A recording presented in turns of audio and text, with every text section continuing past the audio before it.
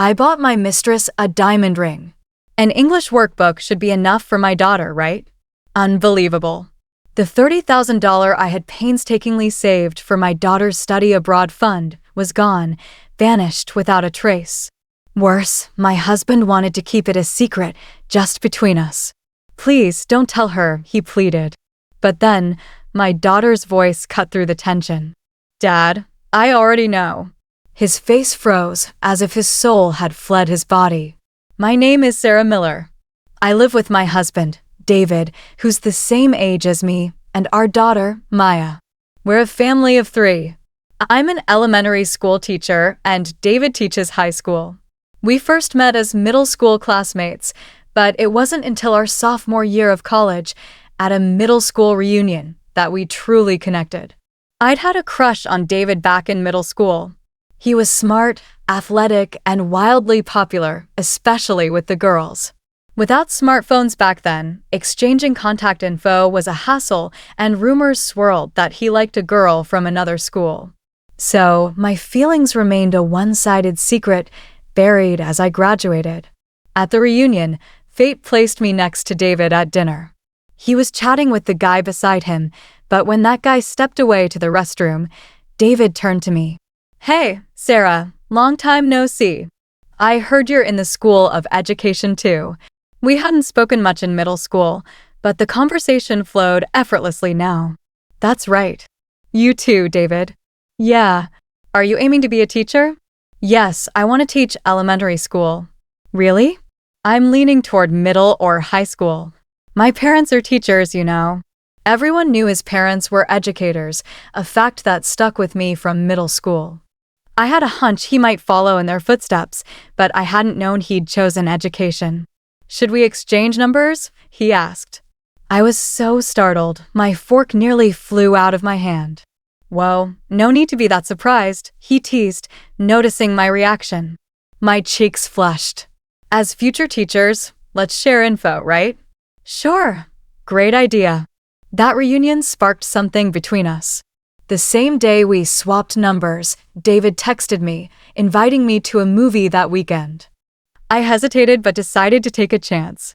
Soon, we were meeting up regularly on weekends. As he asked me out more often, I mustered the courage to ask, "Do you have a girlfriend?" "Nope," he replied. "What about you, Sarah? Got a boyfriend?" "No, I don't."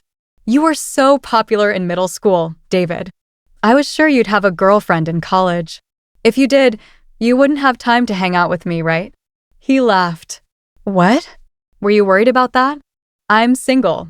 We supported each other through grueling teacher certification exams, and, amazingly, we both passed on our first try. We started dating when we landed our teaching jobs, married 5 years later, and 4 years after that, our daughter, Maya, was born. I took a year of parental leave, returning to work when Maya turned 1. David and I discussed it, but his schedule, coaching a school club and working weekends, made it tough for him to take leave. My colleagues, many of whom had taken parental leave themselves, were incredibly supportive, offering advice on balancing childcare and work. Before my leave, I taught 4th grade, but upon returning, I requested a role as an assistant teacher to support the main classroom teacher. A senior colleague had warned me that young kids often mean daycare calls during work hours, fevers, emergencies, you name it. Leaving abruptly as a classroom teacher, especially in elementary school where you're with your class all day, is nearly impossible, particularly with younger grades. So, I opted for the assistant role. Even as an assistant, my days were hectic. As predicted, daycare calls came, not often but enough to make me feel guilty for leaving mid-workday. Thankfully, my school's staff was understanding toward teachers with young children. My parents, who lived nearby, were a lifeline too. My mom worked part-time but often picked up Maya or stayed with her during fevers. With their support, Maya grew up healthy and happy. "Mommy, there's an English presentation today." Maya, at 4 years old, beamed as she handed me a preschool notice. "You're presenting in English?" I asked, surprised. "Uh-huh. Is Daddy coming too?" She darted to David, who was lounging on the sofa. It's on Saturday, the 15th of next month. Saturday? I've got school stuff again. Sorry, sweetie, he said. Maya's preschool introduced English at age 3 with a weekly teacher from a local language school. Those lessons ignited Maya's love for English.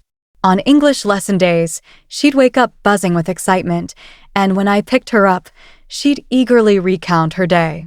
Lately, she'd been studying English at home, requesting picture books and DVDs. Her skills grew noticeably, and her joy in learning was infectious. While Maya watched TV, I spoke to David as I prepped dinner. The presentations at 1 p.m. Doesn't baseball practice end in the morning? It runs all day. State tournaments coming up. Oh, right. You can go alone, Sarah. I will, but she wants her dad there sometimes. I'm swamped.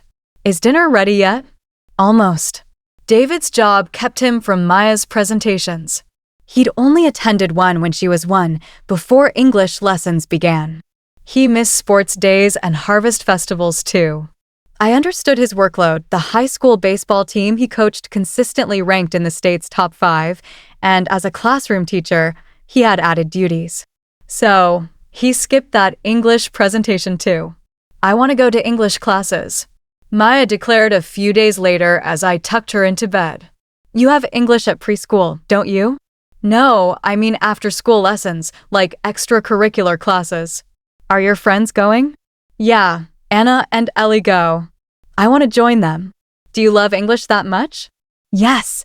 Can I? I'll talk to Daddy. Okay, ask him tomorrow morning. All right, now sleep. The next morning, a Saturday, I brought it up with David as he prepared for baseball coaching. About those English classes, I think it's a good idea. What do you think? Is she really into English? Seems like it. I'm terrible at English, but she probably just wants to go because her friends are. She said that too, but she genuinely loves English. She'll start English in elementary school anyway. Isn't it unnecessary now, especially after preschool? I think starting early is good, though. David finished breakfast and headed to the bathroom. As I cleared dishes, he returned to the living room. I'm heading out. Have a good day. I hurried after him. So, no English classes? Do we have to decide now? Not really, but Maya asked me to ask you this morning. He looked annoyed. I don't think she needs them. But if you want her to go, Sarah, let her. Your call. You wanted a decision, right? If she goes, you pay the fees. Me? I think it's unnecessary. Wait, but he was already out the door. I was irritated about covering the fees, but I wanted to honor Maya's wish. She was only 4, so she might lose interest. I decided if she wanted to continue after starting elementary school, I'd revisit it with David. To my surprise, Maya stuck with her English classes through 6th grade, outlasting her preschool friends who quit after a year or 2. David and I were both amazed. When she continued into elementary school, David agreed to cover the fees. I never thought she'd stick with it this long, he admitted, a bit grudgingly. But it's great she's committed. We can be proud of Maya. Now, David and I are 45 and Maya is 14, an 8th grader. Mom, guess what? She burst out excitedly, coming home from school. What's up? I stopped cooking dinner, caught off guard. I'm competing in the upcoming English presentation contest. Maya, that's incredible. You've wanted this since 7th grade. She joined the English club in middle school, where her love for English flourished and her grades were top-notch. My teacher asked if I wanted to participate. Even in 7th grade, I wrote a practice speech, and she praised it. I've been dying to enter this contest in 8th grade. I'm so happy. I'll be there to watch you. Really? That's a bit embarrassing. I'll ask Dad too. He'll probably be busy with work, won't he? Yeah, probably. David was still swamped, coaching baseball and teaching. Even after Maya started elementary school, he never attended her sports days, class observations, or field trips. I brought it up once. As a teacher, don't you think you should see what your daughter does at school? His response? I'm too busy. What can I do? My students and the baseball team are important. I want them to win. I couldn't argue, so I handled all of Maya's events myself. By 4th grade, I stopped mentioning them to David. Maya, knowing he was busy, never complained. Still, I wanted him to see her at this contest, not just because he'd missed past events, but to witness Maya's talent and passion for English. Most of all, I wanted to surprise her, since she assumed he wouldn't come. I waited for a day when he wasn't exhausted. One evening, he came home early, scrolling on his phone in the living room. Maya's competing in an English presentation contest, I said. What's that? Selected students give speeches in English to a big audience. He didn't look up. If you're free, want to come watch with me? What? Me too? I've got work. I raised my voice slightly. Please, Maya's worked so hard on her English since she was little. Just her part is fine. Can't you make it for a bit? My pleading tone made him look up. Please, David. She assumes you won't come. That's why I want it to be a surprise. Just this once, can't you make it work? He paused, then asked, when's the contest? Saturday, December 25th, 3 months from now. High school baseball doesn't have games in winter, right? No, not from December to early March. I'll check my schedule. Thank you. A few days later, while Maya was in the bath, David whispered to me in the kitchen about that contest. I took the day off. Really? Yeah, I canceled practice. Thank you. It's a secret from Maya, okay? I know. That's why I'm telling you now. I was thrilled, almost tempted to spill the surprise to Maya. The contest was 3 months away, but Maya was already drafting her speech, working diligently in the living room. David noticed, but stayed quiet. Then, December 25th arrived. Good luck, Maya. Relax and enjoy it, I said, handing her a packed lunch. Thanks, Mom. It starts at 1 p.m., but my turn's around 2 p.m. Got it. I'll be there by 1 o'clock to see the other kids too. Don't compare me to them. I won't. Don't worry. Okay, I'm off. After Maya left, I went to wake David. He was awake, scrolling on his phone in bed. David, Maya left. MHM. I'm leaving around 10 a.m. Okay. I opened the curtains, and he squinted at the light. I'll leave around 11 o'clock. What? You're not coming with me. I don't need to see it from the start, do I? Plus, I might get work calls. I want to handle them until the last minute. But practice is canceled today, right? I asked another teacher to supervise voluntary practice. Oh, really? Canceling entirely was tough, I supposed. I'm sorry, even though you're so busy. It's fine. Text me when you leave and send updates, like almost there. I'll text you my seat number. Okay. I arrived at the venue before David, chatting with other parents in the lobby. Some of Maya's friends, there to support her, greeted me. Since winter break had started, I overheard their conversations and learned Maya was popular in class, liked by boys and girls alike. They praised her for explaining things well and being kind, never excluding anyone. I wished David could hear this. With 10 minutes until 1 p.m., we entered the auditorium.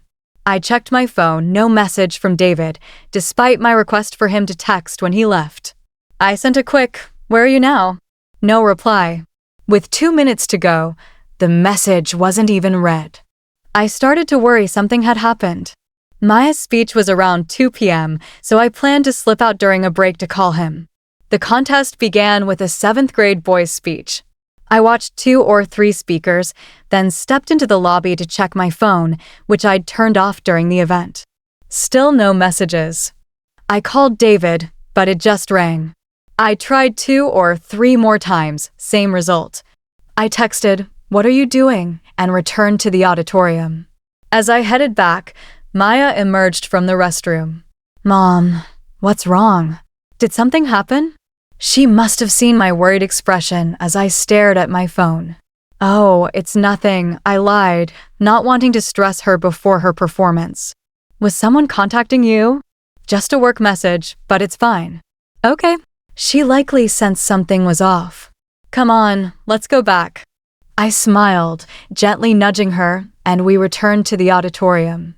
Time flew, and soon it was Maya's turn. David never showed.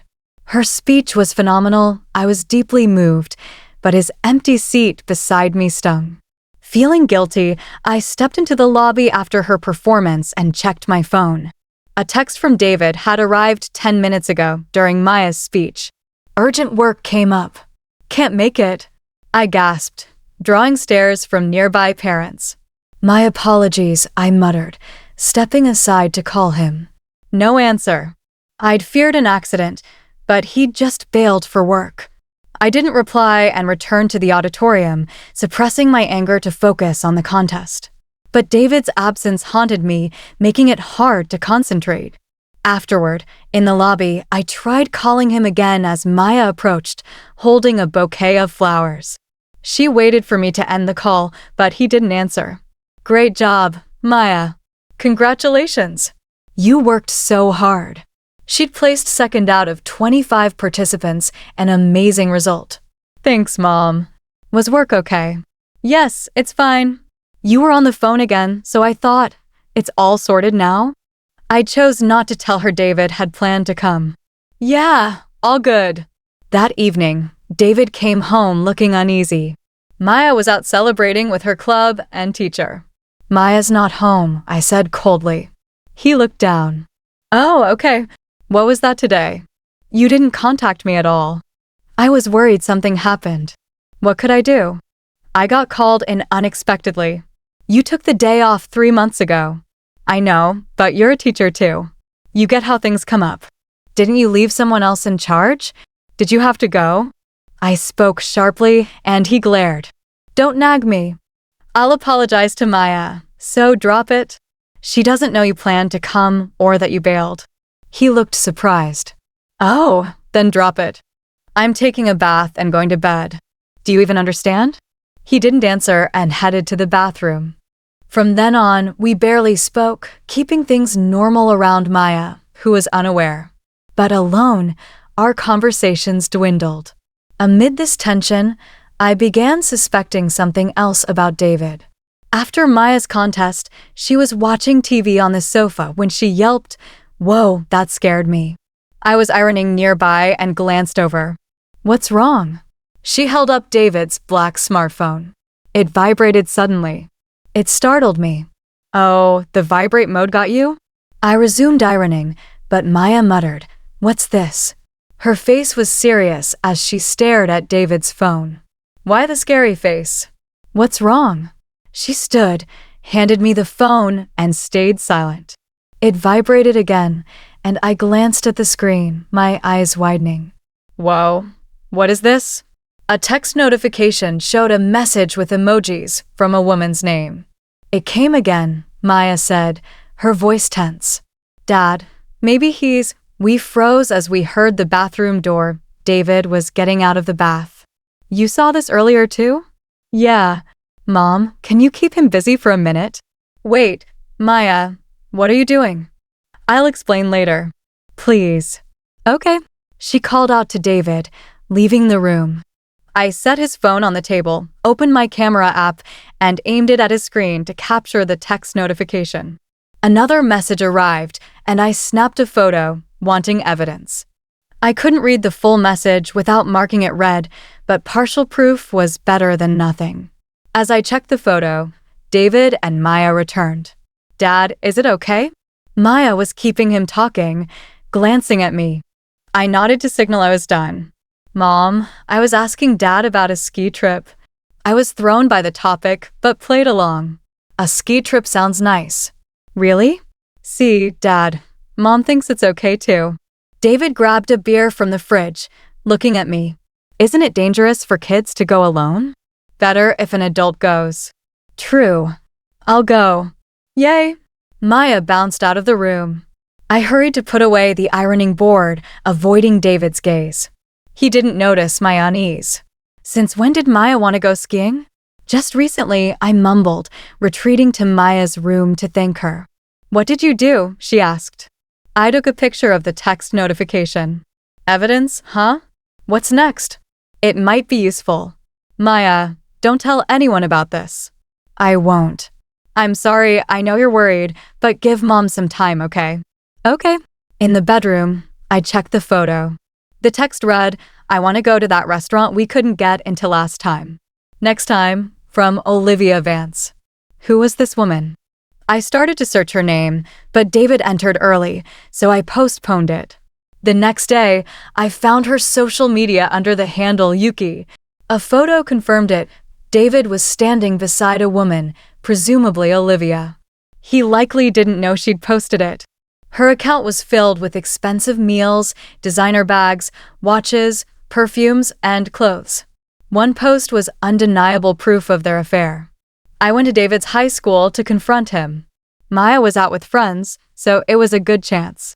I didn't call ahead, fearing he'd dodge me with a work excuse. Waiting by the main gate, I heard Sarah. It was Nico Evans, a former middle school junior who taught at David's school. Oh, Nico, right? You work here. Yeah, started 2 years ago. I'm here to pick up David. We're grabbing dinner. Want me to get him? No, it's okay. Oh, by the way, congrats on Maya's second place in the English contest. Thank you. His words stirred the memory of David's absence. David was happy too. Said he was glad to see her big moment. I froze. He was so busy when Maya was in elementary school, wasn't he? Nico asked. Sarah, is something wrong? My silence worried him. On the contest day, wasn't David at work? No, he wasn't. Nico seemed to realize the gravity of my question. Wait, he didn't go? I nodded silently. Shocked, Nico shared another bombshell. I thanked him, asked him not to tell David I'd been there, and went home to process. I decided to confront David at home, needing time to think. Days later, checking my online banking to make a deposit, I noticed the balance. My hand stopped.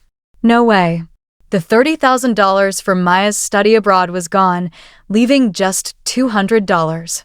David's face flashed in my mind. That account was for Maya's future, especially her English studies. Stunned, I heard the living room door. I'm home. Maya called. Oh, what's wrong, Mom? You look pale. Tears welled up as I saw her innocent face. Hey, what happened? She rubbed my back. I'm sorry, I need to talk to Dad tonight about his texts and something else. Can you stay in your room? Can I be there? Please stay in your room. She nodded. Okay. Before David got home, I texted someone for a favor. That night, I confronted him. What's going on? He asked, startled. It's not sudden. I've suspected for a while and investigated. What? Find anything? He smirked. I did. I showed him the screenshot of Olivia's text. His face tightened. Did you go through my phone? No, I just photographed the notification. I didn't touch your screen. Olivia's just a friend. I expected that, so I showed Olivia's social media post. Went to lunch with my boyfriend today. I read, showing a photo of David smiling beside her with a lavish meal. She told me she didn't use social media, he muttered, clearly unaware of the post. It says boyfriend. No more excuses, David. His expression turned furious, likely at Olivia. We're getting a divorce. He sighed, resigned. Fine. So, you admit to the affair? Yeah. What were you thinking? You're disgusting. Yeah, whatever. Just hurry with the divorce papers. His attitude enraged me. What's with that tone? You don't feel bad at all, do you? I do. What else are you accusing me of? I pressed further. How's the baseball team? Huh? Oh, you wouldn't know, since you're not the coach anymore. What? How did you Nico? I explained meeting Nico, who revealed David quit coaching 2 years ago, meaning he wasn't busy with baseball during Maya's contest. Nico also said he hadn't been at school that day. And one more thing. Did you spend the $30,000 I saved for Maya? I checked today, and it's gone. You knew that was for her study abroad. David, looking down, took a deep breath. I bought my mistress a diamond ring. An English workbook's enough for Maya, right? Unbelievable. You spent it? You're paying me back. What? Really? Of course. I handed him divorce papers already signed. Sign them. He stared, then said, "Look, don't tell Maya about the affair or the savings. It's embarrassing as a father." Too late for that. You shouldn't have done it. Shut up. Tell her some other reason for the divorce or I won't sign. That's absurd. I'm telling her the truth. Suddenly, he dropped to his knees. Please, don't tell Maya. But the living room door opened and Maya walked in. Dad, I already know about your affair. And that you didn't come to my contest. David looked stunned. Maya, I told you to stay in your room. Sorry, but I wanted to tell Dad myself. How did you know I didn't come? I overheard you and Mom in the hallway. I was home early because my friend's restaurant was far. I slipped out quietly, then came back louder. Clever, Maya said with a smile. So, Dad, I know everything, including the ring. David slumped, defeated. We divorced, and Maya chose to live with me. David was disappointed, but Maya had lost respect for him and wanted to stay with me. We secured alimony, child support, and repayment of the $30,000 from him, plus compensation from Olivia. Shockingly, Olivia was the girl David was rumored to like in middle school. Another revelation came during our meeting with her through a lawyer. We started dating in our freshman year of college, she said. What? That's irrelevant now, David snapped. We broke up in our junior year. This meant when I asked David if he had a girlfriend at our sophomore reunion, his no was a lie. They were together. They reconnected 2 years ago, around when he quit coaching and resumed their affair. As we left the meeting, David asked Olivia, "Did you bring the ring?" referring to the one bought with Maya's savings. I sold it. Didn't like the design. What? What did you do with the money? Lunch with friends, shopping. Give it back. It's my business, right? They argued, and I couldn't help but laugh. Later, David texted and called, begging to reconcile, but I only discussed payments. One day, my former father-in-law, George, visited our new apartment. Maya had shared our address after we sold the old house. He handed me a thick envelope and bowed deeply. I'm so sorry. This is for Maya's savings. My son told me he used it and had to repay it. Maya appeared. Grandpa? I'm sorry for what your father did. I showed her the envelope. Grandpa's returning your money. Why didn't Dad come? George frowned. This money isn't from him. That's why he couldn't face you. I provided it. David had squandered money on Olivia, expensive meals, designer bags, perfumes, and was broke, unable to repay the $30,000 with alimony and child support. When I heard it was Maya's, I couldn't stand by, George said. Thank you, Grandpa. We'll use it carefully. Good. I'll make my son repay me. I'm sorry for everything. Call if you need me, and I won't tell him. He left. I called out to him. Did he get back with the mistress? George shook his head. They broke up. She dumped him, or he says he dumped her for betraying him. Where is he? He wanted to move in with me, but I refused. He's in a cramped apartment, jobless, looking for work. He resigned from school. The affair spread, making it hard to stay. There's also talk he was harsh to a teacher, but I don't know details. Pathetic for a teacher, I said, thanking him again. Back inside, Maya asked, Where'd you go? Just thinking Grandpa. I texted Nico, suspecting she spread the affair rumor at school. Before confronting David, I'd confided in her and asked her to share it. She'd hesitated but agreed. You spread the rumor, didn't you? I texted. She replied, Yes, that was me. There's a gossipy teacher here. I told her, and it spread like wildfire. Honestly, she did more than me. I laughed. You saved me. I feel better. She responded, I feel better too. Curious, I asked why. David was harsh to me, criticizing my teaching and prying into my personal life since last year. I hadn't told anyone, but when you asked me to spread the rumor, I finally told the principal. The teacher George mentioned was Nico. I'm so sorry, I had no idea. No need to apologize. I'm glad I spoke up. I felt relieved, not just for exposing David, but for helping Nico. Now, I want to live happily with just Maya and me,